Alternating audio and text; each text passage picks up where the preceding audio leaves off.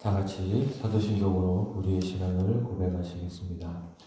전능하사 천지를 만드신 하나님 아버지를 내가 믿사오며 그 외아들 우리 주 예수 그리스도를 믿사오니 이는 성령으로 잉태하사 동정녀 마리아에게 나시고 본디오 빌라도에게 고난을 받으사 십자가에 못 박혀 죽으시고 장사한 지 사흘 만에 죽은 자 가운데서 다시 살아나시며 하늘에 오르사 전능하신 하나님의 우편에 앉아 계시다가 저희로서 산 자와 죽은 자를 심판하러 오시리라. 성령을 믿사오며 거룩한 공예와 성도가 서로를 통하는 것과 죄를 사하여 주시는 것과 몸이 다시 사는 것과 영원히 사는 것을 믿사옵나이다.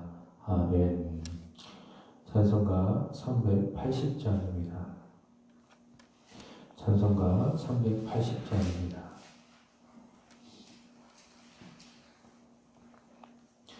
나의 생명 되신 주 주님 앞에 나아갑니다. 주의 흘린 보혈로 정케하사 받아주소서. 날마다 주를 찬송하겠네. 주의 사랑 줄로서 나를 굳게 잡아 매소서. 괴로운 세상 지낼 때 나를 인도하여 주소서. 주를 믿고 나가면 나의 길을 잃지 않겠네. 날마다 주를 찬송하겠네. 주의 사랑 줄로서 나를 굳게 잡아 매소서. 세상 살아갈 때에 주를 더욱 사랑합니다. 밝고 빛난 천국에 나의 영혼 들어가겠네. 날마다 주를 찬송하겠네. 주의 사랑 줄로서 나를 굳게 잡아 매소서. 아멘. 요나서입니다. 요나서 3장 1절부터 4절까지만 보겠습니다. 요나서 3장 1절부터 4절까지입니다.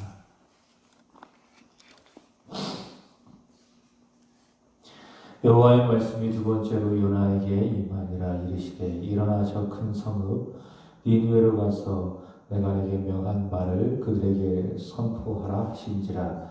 요나가 여호와의 말씀대로 일어나서 니느웨로 가니라. 니느웨는 사흘 동안 걸을 만큼 하나님 앞에 큰 성읍이더라. 요나가 그 성읍에 들어가서 하루 동안 다니며 외쳐 이르되 40일이 지나면 니느웨가 무너지리라 하였더니. 아멘.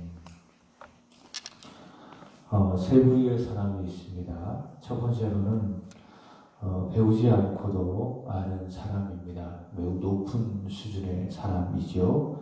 두 번째로는 배우면 아는 사람입니다.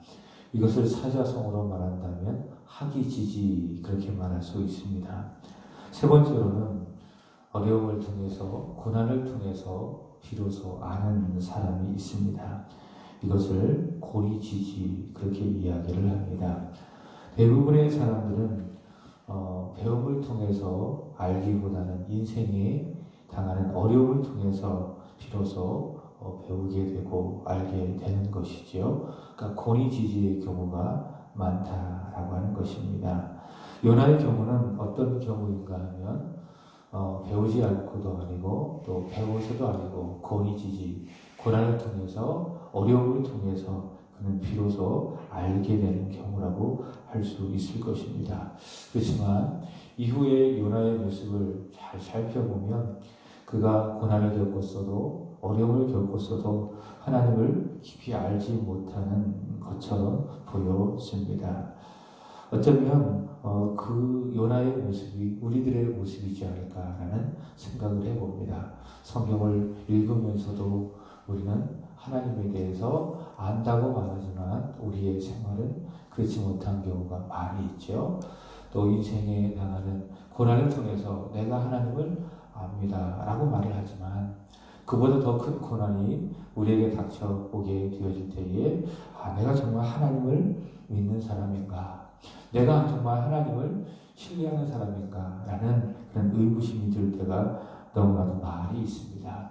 그러므로 성경에 등장하는 요나, 이 요나의 모습은 그저 요나의 모습으로만 그쳐진 것이 아니라 오늘 나의 모습을 그대로 비추어주는 일종의 거울이라고 할 수 있겠지요.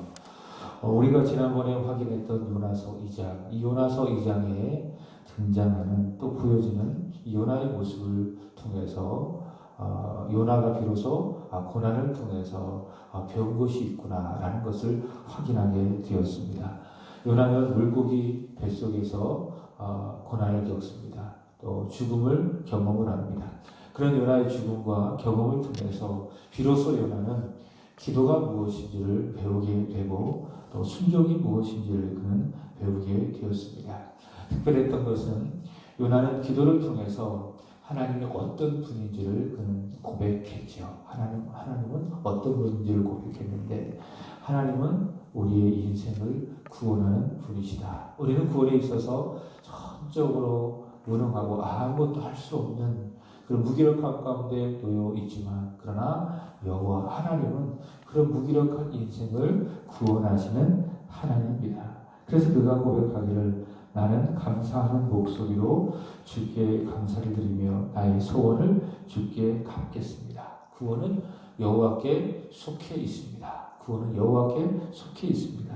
그렇게 기도 가운데 고백을 하게 되어지고 그리고 그 구원은 오직 믿는 사람에게만 주어진다라는 것을 그는 기도 가운데 고백을 했습니다. 여호와를 경외하지 않는 사람, 믿음이 없는 사람에게만 은혜로 구원이 주어지는 것이 아니라 오직 여호와 하나님을 믿는 바로 그 사람에게 전적으로 구원이 주어진다라는 것을 그는 고백했죠. 그래서 요나의 기도는 무엇인가? 복음입니다. 복음. 우리가 예수를 믿는 것도 바로 그런 것입니다. 하나님은 예수 그리스도를 통해서 인류에게 주신 구원이 무엇인지를 완성을 해 주셨습니다. 그래서 이 요나의 표적은 예수님께서 이루실 구원의 표적이라고 말씀을 드리죠. 그래서 마태복음 12장 40절에 가보면 내가 너희에게 요나의 표적밖에는 더 이상 보여줄 것이 없다. 그렇게 말씀을 해주시면서 요나의 표적이 예수님을 통해서 완성할 그 표적임을 말씀해 주셨습니다. 하나님께서는 우리를 구원하시기 위해서 예수 그리스도를 보내시고 예수 그리스도를 통해서 구원을 완성을 해 주셨죠. 예수께서 감당하신 고난과 십자가의 그 참혹한 죽음을 통해서 그리고 죄와 사망의 권세를 이기시고 살려내신 그 부활을 통해서 우리를 향하신 구원을 완성을 해 주셨습니다. 그 구원을 완성을 해 주셨는데 그 구원을 누가 받는가 하면 누가 받죠? 믿는 사람. 오로지 믿는 사람에 한해서만 하나님께서는 예수를 통한 그 구원을 보여주셨습니다. 하나님께서는 요나를 고난 가운데 두심으로 말미암아 기도하게 하시고 또 하나님의 말씀에 순종하게 하시고 또 구원이 무엇인지 복음은 무엇인지를 보여주셨습니다. 자, 오늘 본문 1절의 말씀을 보시면 그렇게 고난과 죽음을 통해서 순종을 배우고 또 기도를 배웠던 요나가 이제는 하나님의 말씀에 순종해서 다시스가 아니라 니느웨로 가는 것을 볼 수 있습니다. 1절 보시면 여호와의 말씀이 두 번째로 여호와에게 임하니, 특별히 두 번째로 여호와에게 임했다라고 하는 이 말씀이 있습니다. 그다음 여호와의 말씀이 1장 1절처럼 요나에게 임했다 이렇게 이야기하지 아니하고 성경이 두 번째라고 하는 말을 붙임으로 인해서 하나님께서 요나를 불러주셔서 다시 일할 수 있는, 다시 선지자로서 하나님의 말씀을 전할 수 있는 기회를 주셨다라는 것을 볼 수 있습니다. 하나님의 말씀 앞에 불순종했던 요나 1장에서 그렇게 우리가 확인했죠.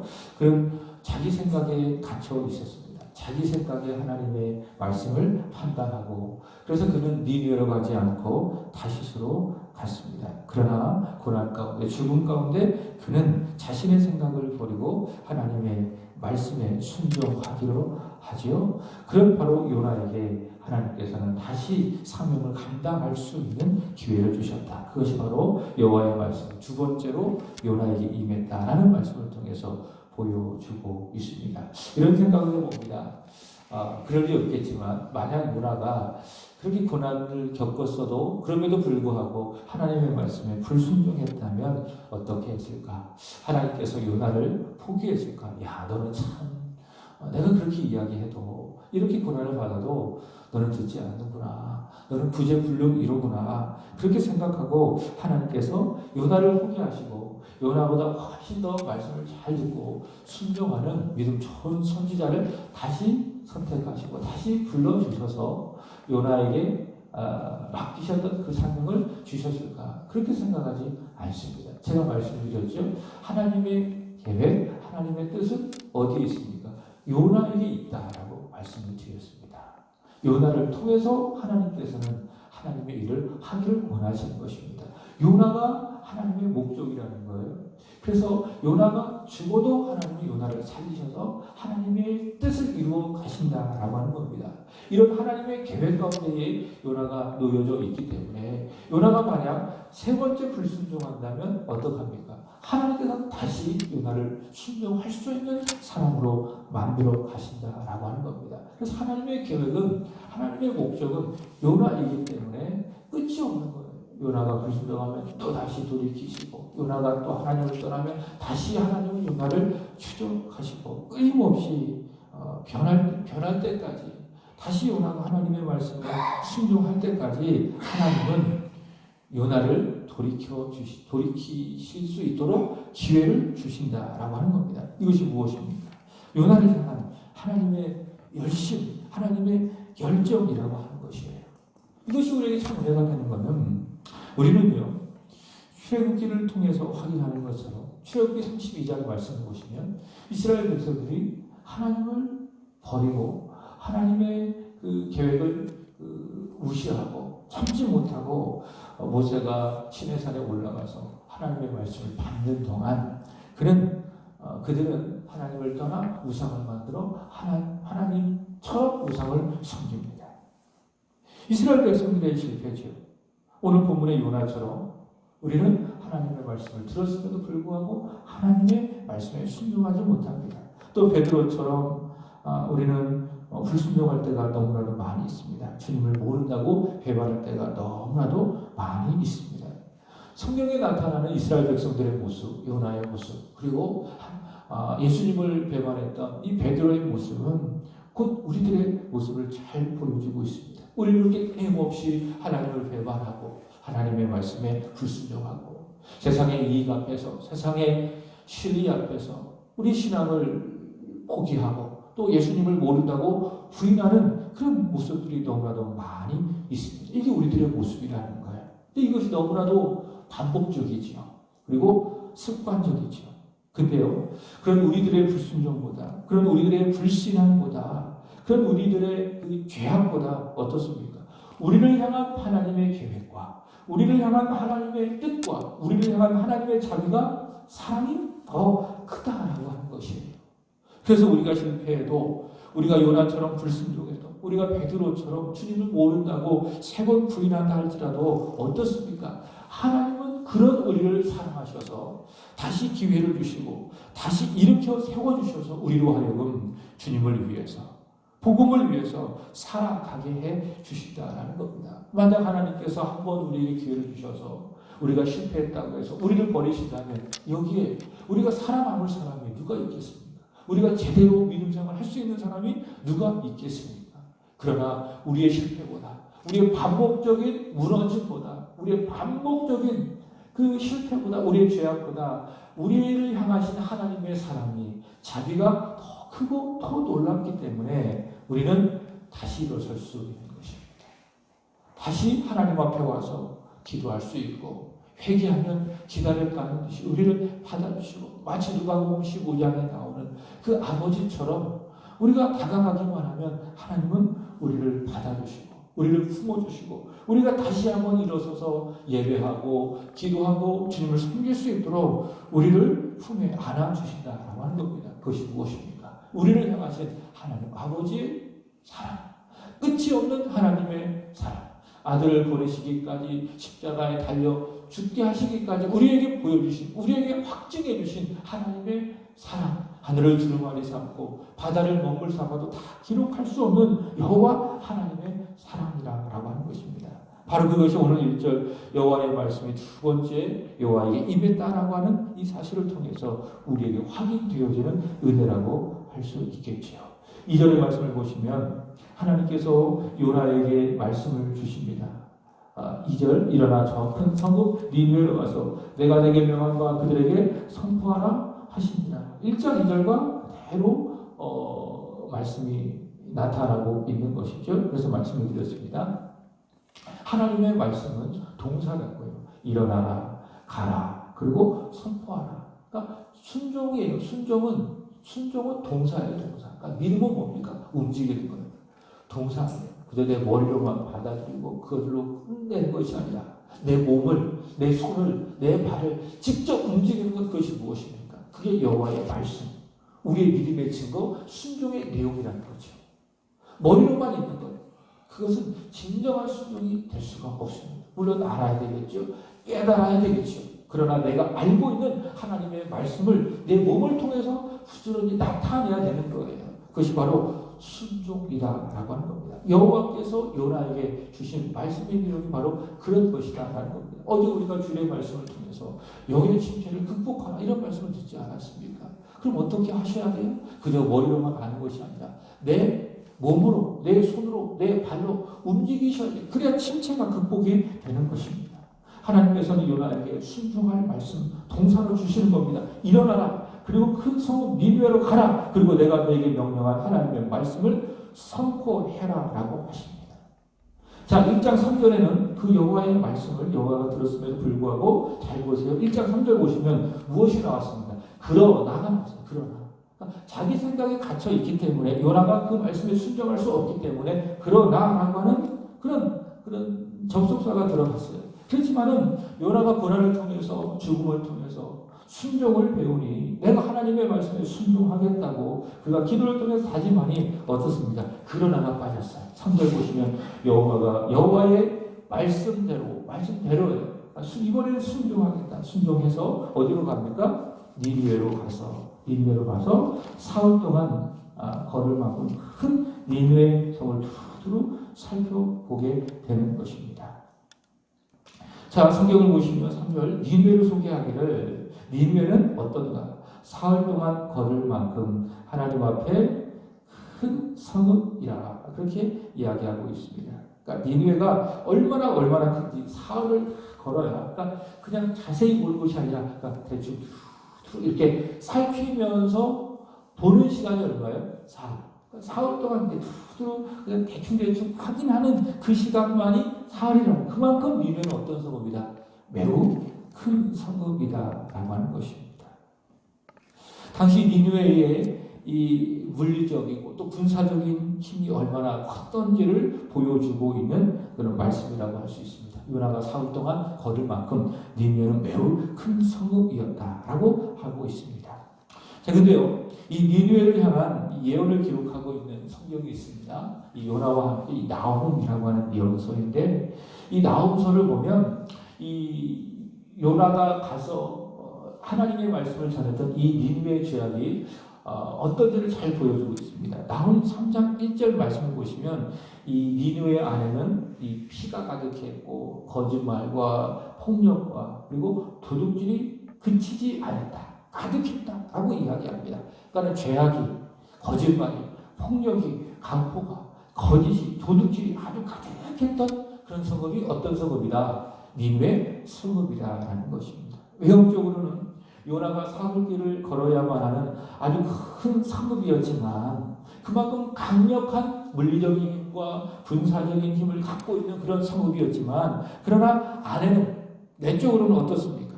하나님 없이 매우 악하게 사는 거짓과 폭력과 그리고 강포가 아주 가득했던 성읍이 바로 니느웨 성읍이었다는 것을 볼 수 있습니다. 여기 보시면 4절 보시면 이런 말씀이 있습니다. 요나가 그 성읍 니느웨 성읍에 들어가서 하루 동안 다니며 외쳐 이르되 40일이 지나면 니느웨가 무너지리라. 여기 말씀에 보면 무너지리라라고 하는 그 무너진다라고 하는 그 말씀이 창세기 13장에 나오는 소돔과 고모라가 무너지리라라고 하는 그 단어와 똑같은 단어를 사용하고 있는 것을 볼 수 있습니다. 창세기 18장이죠. 18장에 소돔과 고모라가 무너지리라라고 하는 하나님의 그 예언적인 말씀이 니느웨가 무너지리라고 하는 그런 말씀과 같은 의미로 사용되고 있는 것을 볼 수 있습니다.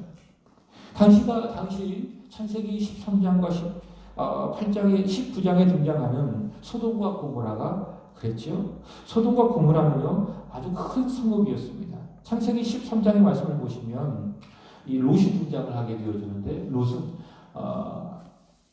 아브라함이 함께 갈대아 우르에서 데리고 온 조카입니다.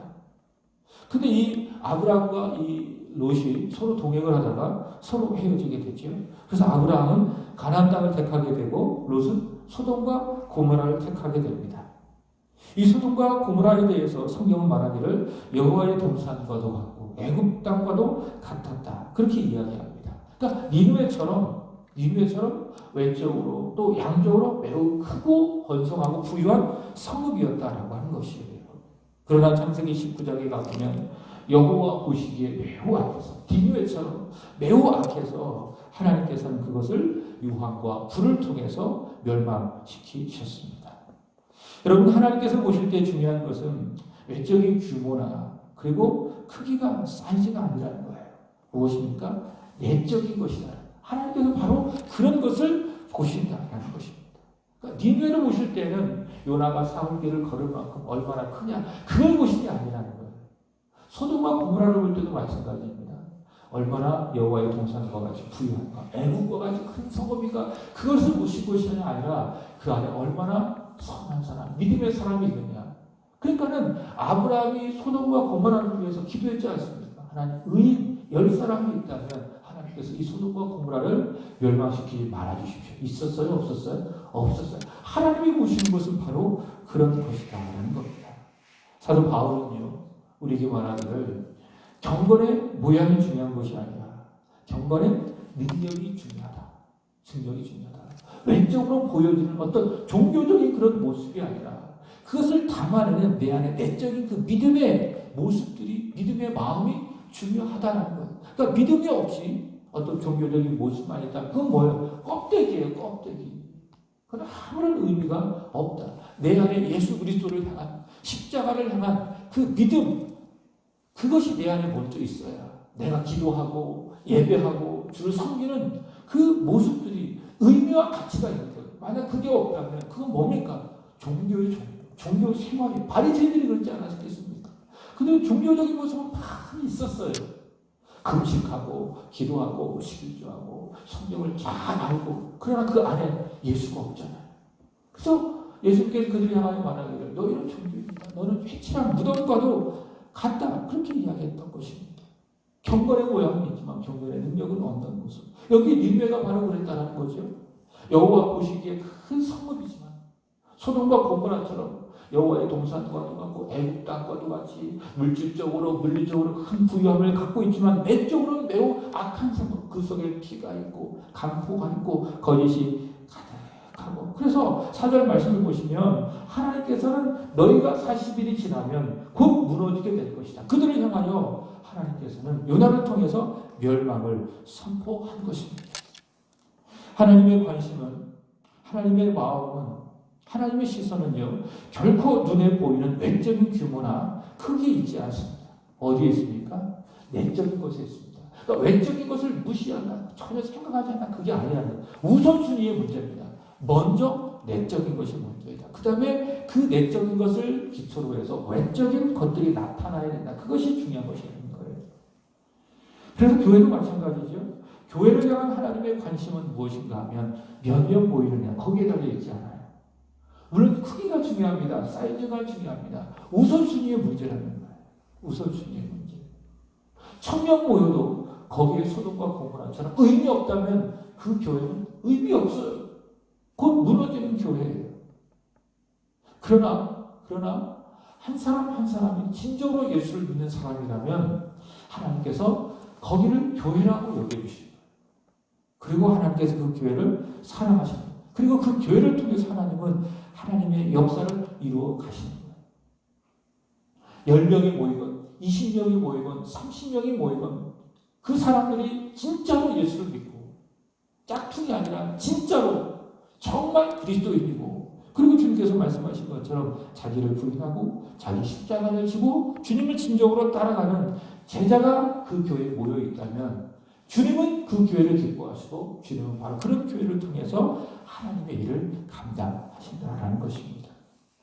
여러분, 목회자들도 마찬가지라고 생각해요. 주님 앞에 섰을 때에 우리가 다 목회자들이 우리 주님 앞에 서서 목회했던 그 일에 대한 결산을 받을 거라 저는 생각을 하게 되어지는데, 주님께서 우리를 보시고 결산하시고 또 물으실 때에 야, 너 몇 명 목회했느냐, 그것을 묻지 않는다고 생각해요. 몇 명 목회했느냐. 여러분, 중국 선교에 온전히 헌신했던 이 허드슨 테일러라고 하는 그런 선교사가 있습니다. 굉장한 분이신데, 그러니까 이분이 이제 중국 선교라는 굉장히 힘들었어요. 그러니까 아주 오랫동안 사역을 해도 제대로 믿는 사람이 없는 거예요. 그래서 이제 포기하고 정리하고 다시 영국으로 돌아갈까 이런 생각을 했습니다. 그 위대했던 선지자도 그래요. 근데 그 사람이 주님 앞에 섰을 때, 야, 너는 그 엄청난 중국의 영혼을 너에게 맡겨줬는데 너는 고작 몇 명밖에 선교 못해, 고작 몇 명밖에 결실을 못했는데 이거 모르실 것 같아요? 절대로 그렇지 않아요. 주님께서 물으실 때는 몇 명 목회했냐, 그거를 보고 그거를 결산하신 것이 아니라 이 영혼을 너는 얼마나 그 속에 예수를 심고 복음을 심었는가, 그것을 보시는 것입니다. 그게 우리가 주님 앞에 섰을 때에 목회자들이 칭찬받는 조건이라고 하는 것입니다. 그래서 요즘의 생각에는 부흥하는 교회, 그러니까 믿는 자의 수를 더해지는 그런 교회를 만드는 것보다 더 중요한 것이 무엇인가 하면 좋은 교회를 만드는 것이 중요한 것이라구나, 이런 생각을 해봐요. 좋은 교회, 주님이 기뻐하시는, 주님의 마음에 있는 그런 좋은 교회를 만들어가는 것이 더 중요하다. 그렇게 좋은 교회를 만들어 갈 때에 주님께서 믿는 자의 수를 더해 주신다, 이런 생각을 해보는 것입니다. 니느웨 성읍은 큰 성읍이었습니다. 그러나 회개하지 않으면 망할 수밖에 없는 그런 악한 성읍이었습니다. 하나님의 관심은 큰 성읍이 아니라는 거예요. 하나님의 시선, 하나님의 마음은 어디 있습니까? 이 성읍이 악하다. 거기에 하나님의 마음, 하나님의 관심이 있는 것입니다. 여러분, 하나님의 시선은 외적인 것이 아닙니다. 내적인 것입니다. 하나님은 외모를 보는 것이 아니라 무엇을 보시기 때문에 그렇습니까? 중심을 보기 때문에 그렇습니다. 내 마음의 믿음, 내 마음의 성전을 우리 하나님 앞에서 아름답게 하나님의 말씀과 기도로 가꾸어가고 세워가는 저와 여러분이 되기를 바랍니다. 바로 그것을 보시고 우리 하나님은 기뻐하실 겁니다. 그것을 보시고 우리가 주님 앞에 섰을 때에 참 잘했다, 칭찬하시게 되는 것입니다. 우리의 마음의 성전, 우리 속에 있는 믿음을 오늘 하루도 잘 가꾸어가는 저와 여러분이 되기를 주님의 이름으로 축복합니다. 기도하시겠습니다. 전능하신 하나님 아버지, 오늘 이 새벽에도 우리를 주의 몸된 교회로 부르시고 우리의 몸을 드림으로 주님 앞에 예배하게 하여 주시니 참으로 감사합니다. 하나님 주님의 관심, 우리의 관심이 되게 하여 주시고 주님의 시선이 우리의 시선이 되어 우리의 외적인 것들을 쌓아 올라가는 어리석은 자들 되지 아니하게 하여 주시고 그것은 곧 바벨탑을 쌓아가는 것임을 깨달아 그것이 아닌 우리의 내적인 것, 우리의 마음의 성전, 우리의 믿음을 주님이 기뻐하시는 아름다운 모습으로 세워가는 그 일에 우리가 힘을 다할 수 있도록 주님 우리에게 은혜 위에 은혜를 더하여 주시기를 원합니다. 하나님 우리가 하나님과의 관계가 무너져 있다면 우리가 영적으로 매우 침체되어 있다면 하나님 이 시간 십자가를 보게 하시고 십자가의 능력을 믿음으로 말미암아 다시금 일으켜 세울 수 있도록 주여 도와주시옵소서. 이제 하나님 앞에서 우리의 믿음이 온전하게 될 수 있도록 도와주옵소서. 이제 하나님을 의식하며 살아가는 사람, 기도하며 무릎 꿇고 살아가는 사람, 말씀을 묵상하며 살아가는 사람, 주의 몸된 교회를 나의 생명처럼 여기며 섬기는 사람, 하나님을 부지런히 나의 몸을 들여 예배하는 사람으로 세워갈 수 있도록 주여 우리에게 십자가의 능력을 부어주시기를 간절히 원합니다. 하나님 오늘은 일구역을 위하여 간절히 기도드립니다. 우리 일구역의 지체들, 우리 이성희 집사님, 구남이 구진홍, 구보나, 구본경, 구분솔, 우리 조동희, 최영희 집사님, 조현준, 조예준, 조보배, 우리 이필려 집사님, 서혜성, 서예찬, 하나님 이들의 가정과 이들의 자녀 위에 하나님께서 오늘 하루도 부어주시는 은혜와 복이 있게 하여 주옵소서. 특별히 해외에 거주하는 우리의 자녀들, 또 지방에 거주하는 자녀들에게도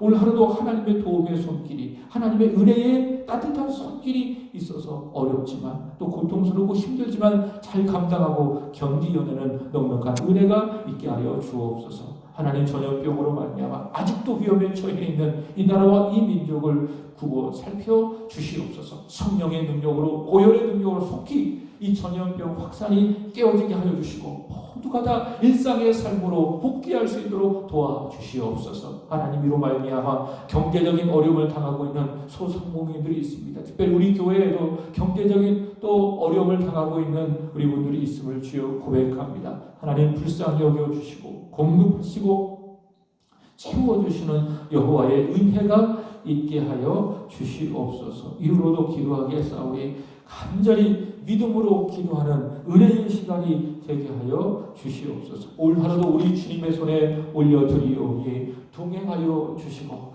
무엇을 하든지 여호와 하나님의 영광을 위해서 행하는 복된 한날, 승리하는 한날이 되게 하여 주시옵소서. 감사하며 구주 예수 그리스도의 이름으로 기도하옵나이다. 아멘. 하늘에 계신 우리 아버지여, 이름이 거룩히 여김을 받으시오며 나라의 임하옵시며 뜻이 하늘에서 이룬 것 같이 땅에서도 이루어지리라. 오늘날 우리에게 일용할 양식을 주옵시고 우리가 우리에게 죄진 자를 사하여 준 것 같이 우리의 죄를 사하여 주옵시고 우리를 시험에 들게 하지 마옵시고 다만 악에서 구하옵소서. 대개 나라와 권세와 영광이 아버지